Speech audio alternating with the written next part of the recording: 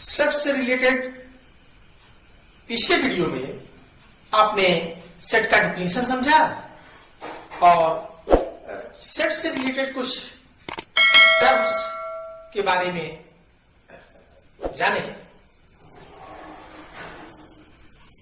Equal sets क्या है, equivalent sets क्या है, दोनों में क्या डिफरेंस है, सेट को कैसे रिप्रेजेंट करते हैं, टेबुलर फॉर्म क्या है, सेट बिल्डर फॉर्म क्या है, इस तरह कुछ टर्म के बारे में पिछले वीडियो में आपने समझा है। अब आइए हम आज subset, proper set, universal set, power set, इन सब के बारे में समझें। सबसेट जिसको उपसमुच्चय भी कहते हैं, जब ए और बी दो सेट हो और ए के सभी एलिमेंट सेट बी में हो, तो बस इतना ही हो कि ए के सभी एलिमेंट सेट बी में हो, बी में उससे ज्यादा भी एलिमेंट हो, इससे हमको अभी कोई मतलब नहीं, तो सेट ए बी का प्रॉपर सेट, बी का सबसेट कहलाता है। A set A is said to be a subset of set B if every element of A is also an element of B, and we write A subset of B, A subset of B। इसको कैसे read करेंगे? A subset of B। ऐसा कब होगा? जब A के सभी elements B में होंगे। फॉर एग्जाम्पल, मान लीजिए A एक ऐसा सेट है जिसमें 2, 4, 6 और 8 एलिमेंट्स है, और B ऐसा सेट है जिसमें 1, 2, 3, 4, 5, 6, 7, 8, 9 और 10 ये एलिमेंट्स है। 1 से 10 तक सभी काउंटिंग नंबर्स बी के एलिमेंट्स है। तो आप गौर से देखें, ए के सभी एलिमेंट्स बी में है कि नहीं है? तो ऐसी परिस्थिति हो तो ए बी का सबसेट कहलाता है। अब सुपरसेट, इसी को उलट दीजिए तो बात कैसे बनती है कि इफ ए सबसेट हो बी का, यह परिस्थिति लागू हो, तो बी जो दूसरा सेट है वो सुपरसेट कहलाता है ए का। बी इज सुपरसेट ऑफ ए। आपने देखा, जो सबसेट है किसका? बी का, तो बी क्या है? सुपरसेट है ए का। प्रॉपर सेट के बारे में देखें। अब देखिए, प्रॉपर सबसेट और सबसेट के दोनों सिंबल्स भी ध्यान आपको रखने हैं। साइन सेम है, बस ये जो पीछे लाइन है, ये लाइन इसमें नहीं है। अब क्यों नहीं है ये देखें।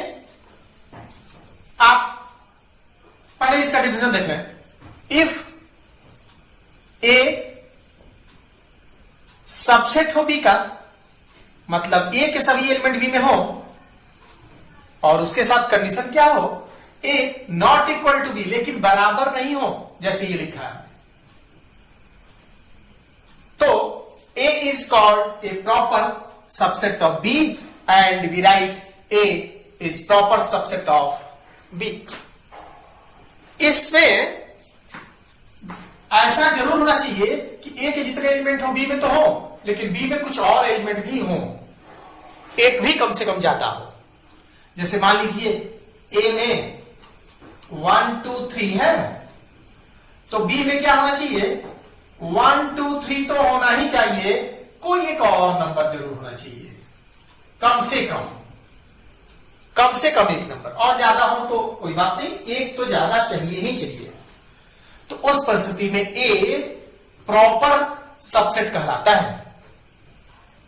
देखिए हम लोग सिंपल लिखते थे इस तरह, ये लेस देन का है, और ऐसी लाइन कर देते थे तो इक्वल भी होता था, मतलब छोटा भी हो और बड़ा उसके इक्वल भी हो। ये बात इस पर लागू है। ये सेट इससे छोटा हो सकता है या इक्वल तक हो सकता है। मान लीजिए इसमें केवल यही रहता, इसमें भी 2 4 6 8, तब भी ए बी का सबसेट होता। मतलब सबसेट होने के लिए बराबर रहे तब भी ठीक है, या छोटा रहे जैसे पहले एग्जांपल आपको दिया था। तो दोनों कंडीशन में वो सबसेट है, लेकिन प्रॉपर सबसेट के लिए जरूरी है कि एक ज्यादा कम से कम इसमें होना ही चाहिए। या ऐसा कंडीशन होगा तब हम प्रॉपर सबसेट नहीं कर सकते। ए को बी का और बी को ए का, किसी का कोई सबसेट प्रॉपर सबसेट नहीं हो सकता। कब? जब इक्वल है, ये बड़ा होना ही चाहिए, तभी आप प्रॉपर सबसेट कर पाएंगे। यूनिवर्सल सेट, मान लीजिए एक से ज्यादा सेट हो, सेट ए में कुछ हो, सेट बी में कुछ हो, सेट सी में कुछ हो, सेट डी में कुछ हो, और एक ऐसा सेट हो जिसमें ये ए बी सी डी के जितने एलिमेंट है सब उसमें हो। जैसे एग्जांपल आप इस तरह समझे कि मान लीजिए ए में 1 और 2 एलिमेंट्स हैं, बी में 3 और 4 है, सी में ए बी है, और एक ऐसा सेट और है यू, मान लीजिए डी है। एक ऐसा सेट है जिसमें 1 2 3 4 5 ए बी सब हो। तो यह डी जो सेट है वो ए बी सी सबके करस्पॉन्डिंग यूनिवर्सल सेट कहलाएगा। ए बी सी के लिए यह डी क्या हो गया? यूनिवर्सल सेट हो गया। यदि देखिए डी में ए के भी एलिमेंट्स हैं, बी वाले भी एलिमेंट्स हैं और सी वाले भी एलिमेंट्स हैं, तो इस तरह का जब एग्जाम्पल मिले तो जो बड़ा वाला सेट है जिसमें सभी के एलिमेंट शामिल हैं वो यूनिवर्सल सेट कहलाता है, जिसको हम इस सिंबल से म्यू की तरह सिंबल है, आप कैपिटल यू भी समझ सकते हैं, ये यूनिवर्सल सेट है। आइए अब रियल नंबर के सबसेट्स को इंटरवल के रूप में रिप्रेजेंट करना सीखें। मान लीजिए P और Q दो रियल नंबर हैं, आप PQ की जगह पर A और B ले सकते हैं। दो रियल नंबर्स P और Q हैं जिसमें Q is greater than P है, Q is greater than P है, तो क्लोज इंटरवल, ये क्लोज इंटरवल का साइन है जिसको आप बिग ब्रैकेट कहते हैं। ये बिग ब्रैकेट लगा हो तो ये बताता है कि P और Q दोनों नंबर आपके सेट में शामिल होंगे। मतलब यदि कोई सेट लिखा जाए तो उसका यदि एलिमेंट x है तो हम लिख सकते हैं x के बारे में कि x सच दैट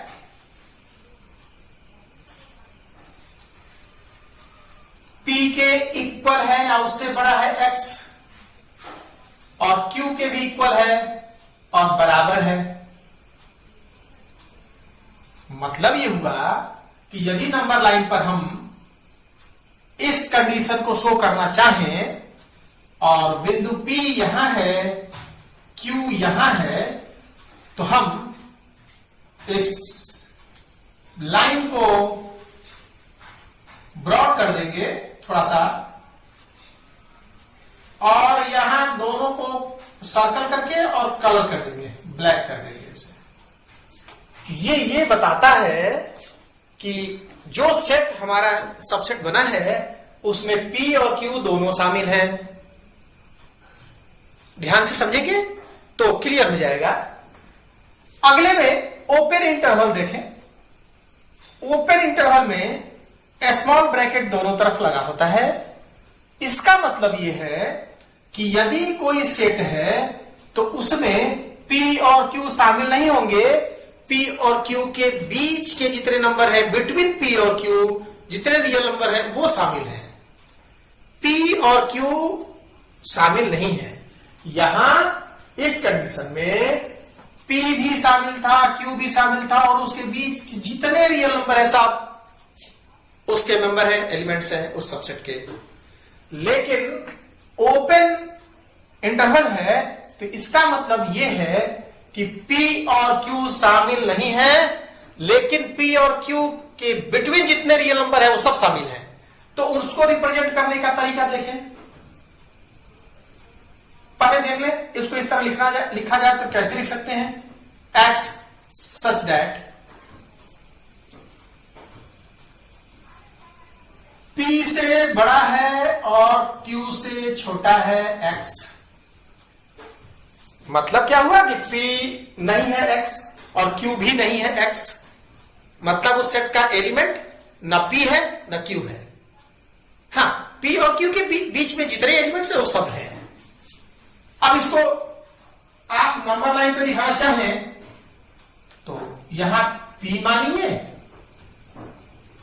ये Q है और अब आपको क्या करना है?